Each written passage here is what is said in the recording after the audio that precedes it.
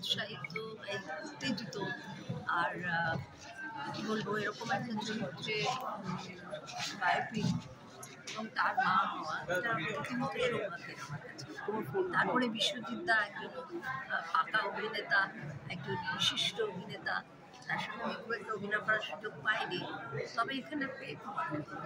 আর আমরা প্রাণপণ চেষ্টা করেছি দুজনে আমাদের যে দৃশ্যগুলো ছিল সেগুলো একযোগে ভালো করে করতে। আর বেলাদের যে জীবন সংগ্রাম, সেটা আমার মনে হয় প্রত্যেকটা মেয়ের কাছেই একটা লেসন। এবং আমরা কী বলবো, সমস্ত মেয়েরাই যেটা মানে এটাকে দেখে যে উৎসাহিত হব, এটাতে কোনো সন্দেহ নেই। আমি শুধু আমার জীবনে নয়, আমি আমার যে ছোট যারা, তাদেরও সবাইকে রিকোয়েস্ট করব, এই ছবিটা দেখলে তারা নিজেদের মধ্যে একটা অন্যরকম উদ্দীপনা বা একটা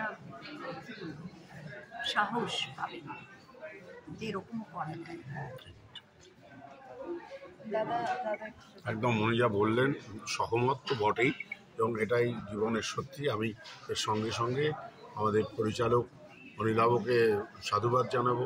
বেলাদের মতো একজন মানুষের ওপর একটা বায়োপিক করা, মানে সৌরভ গাঙ্গুলি নয়, বিরাট কোহলি নয়, MS ধোনি নয়, যাদের নামে 1 কোটি লোক চলে আসে, তার থেকে অনেক বড় স্টেক নিয়েছে অনিলবাবু।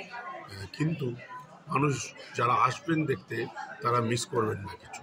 আজকের দিনে ফেমিনিজম নিয়ে যখন এত কথা হয়, কত বছর আগে একজন মধ্যবিত্ত বাড়ির মহিলা, হয়তো একটু খানিকটা বর্ধিষ্ণু, সে অতটা জীবন সংগ্রামের মধ্যে দিয়ে গেছে, তার পারিবারিক ক্ষেত্রে, তার কর্মক্ষেত্রে, এটা অসম্ভব উদ্দীপনার একটা সোর্স হওয়া উচিত। অতএব আমি প্রত্যেক, খালি মহিলা না, মহিলা পুরুষ প্রত্যেককে অনুরোধ করব এই ছবিটা দেখার জন্য।